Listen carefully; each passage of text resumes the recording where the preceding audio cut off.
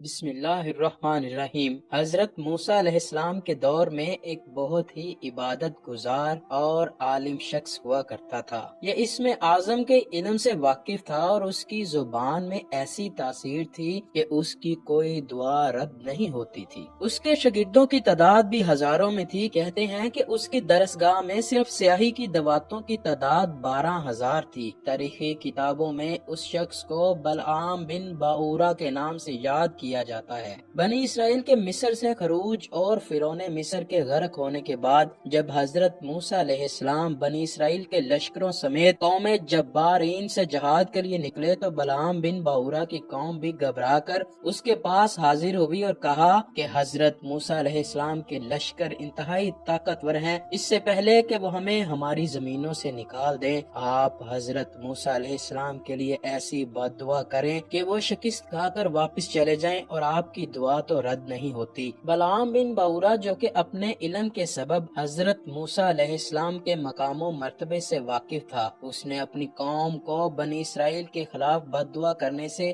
صاف انکار کر دیا۔ بلعام کی ایک انتہائی خوبصورت اور کم عمر بیوی تھی جسے بلعام بہت محبت کرتا تھا اور اس کے تمام ناز و نخرے اٹھاتا تھا۔ چنانچہ اب اس کی قوم بہت سارے تحفے تحائف لے کر اس کی بیوی کے پاس گئے اور اس کو حضرت موسیٰ کے لیے بد دعا کروانے پر رضامند کر لیا۔ لہٰذا اب بلعام کی بیوی نے بھی بلعام سے بنی اسرائیل کے لیے بد دعا کرنے کا کہا۔ شروعات میں تو بلعام نے ایسا کرنے سے قطعاً منع کر دیا، لیکن اس کی بیوی نے بھی ہار نہ مانی اور اسے اپنی اداؤں اور حسن کے جال میں ایسے مغلوب کیا کہ اس کا انکار نرم ہوتا گیا اور آخر میں اس نے بلعام کو طلاق کی دھمکی دی۔ چنانچہ اپنی خوبصورت بیوی سے جدائی برداشت نہ کر سکنے کی وجہ سے بلعام اپنی گدھی پر سوار ہو کر بد دعا کرنے کے لیے چل پڑا۔ راستے میں بلعام کی گدھی بار بار رک جاتی اور منہ موڑ کر بھاگنا چاہتی، لیکن یہ اسے مار مار کر آگے دھکیلتا رہا، یہاں تک کہ گدھی کو اللہ نے قوت گویائی عطا فرمائی۔ اس نے کہا، افسوس اے بلعام، تو کہاں اور کدھر جا رہا ہے؟ دیکھ میرے آگے فرشتے ہیں جو میرا راستہ روکتے ہیں اور میرا منہ پیچھے دھکیل رہے ہیں۔ اے بلعام، تیرا برا ہو، کیا تو اللہ کے نبی اور مومنین کی جماعت پر بد دعا کرے گا؟ گدھی کے منہ سے یہ تقریر سن کر بھی بلعام واپس نہ ہوا، یہاں تک کہ حسبان نامی پہاڑ پر چڑھ کر بنی اسرائیل کے لشکروں کو دیکھ کر ان کے خلاف بد دعا کرنے لگا۔ لیکن اللہ تعالیٰ کی شان کہ وہ جب جب حضرت موسیٰ علیہ السلام کے خلاف بد دعا کرتا تو اس کی زبان پر اس کی اپنی قوم کے لیے بد دعا جاری ہو جاتی۔ اس کے باوجود بلعام اس عملے بد کی کوشش کرتا رہا اور اچانک اس پر غضب الہی نازل ہوا اور بلعام کی زبان لٹک کر اس کے سینے سے جا لگی۔ اس وقت بلعام نے اپنی قوم سے رو کر کہا، افسوس، میری دنیا اور آخرت دونوں ہی برباد و غارت ہو گئیں، میرا ایمان جاتا رہا اور میں خدا کے قہر میں گرفتار ہو گیا،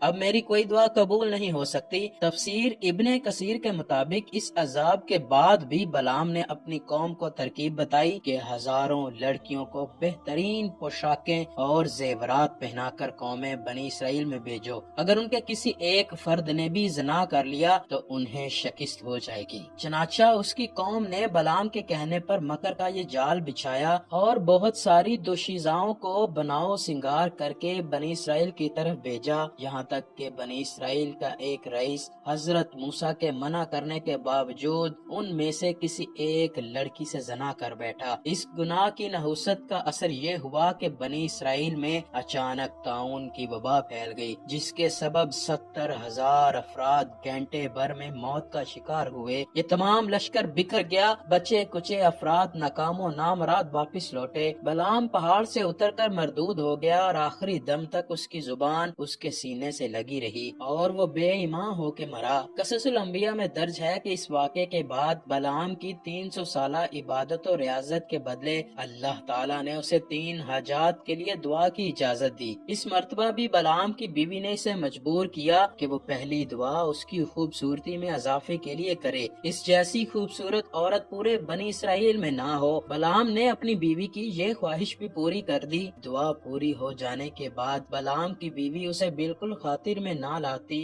اور جوان مردوں کے ساتھ عیش و عشرت میں مشغول رہتی۔ ایک مرتبہ بلعام نے اسے کسی غیر مرد کے ساتھ ملوث گناہ پا کر بددعا دی کہ وہ کتیا بن جائے، لہٰذا اس کی بیوی کی شکل کتیا کی مانند ہو گئی۔ اب بلعام کی اولاد کو لوگ کتیا کی اولاد کہنے لگے تو ان کی تصحیح کرنے لگے، لہٰذا انہوں نے اپنے باپ سے ان کی ماں کو اصل حالت میں لانے کی دعا کرنے کو کہا۔ یوں یہ تینوں دعائیں ایسے ہی ضائع ہو گئیں اور بلعام افسوس سے ہاتھ ملتا رہ گیا۔ بلعام کے بارے میں قرآن مجید میں کچھ یوں بیان ہوا ہے کہ اور انہیں اس شخص کا حال سنا دیں جسے ہم نے اپنی آیتیں دے دیں، پھر وہ ان سے نکل گیا، پھر اس کے پیچھے شیطان لگا تو وہ گمراہوں میں سے ہو گیا، اور اگر ہم چاہتے تو ان آیتوں کی برکت سے اس کا رتبہ بلند کرتے، لیکن وہ دنیا کی طرف مائل ہو گیا اور اپنی خواہش کے تابع ہو گیا۔ اس کا تو ایسا حال ہے جیسے کتا، اس پر تو سختی کرے تو بھی ہانپے اور اگر چھوڑ دیں تو بھی ہانپے۔ یہ ان لوگوں کی مثال ہے جنہوں نے ہماری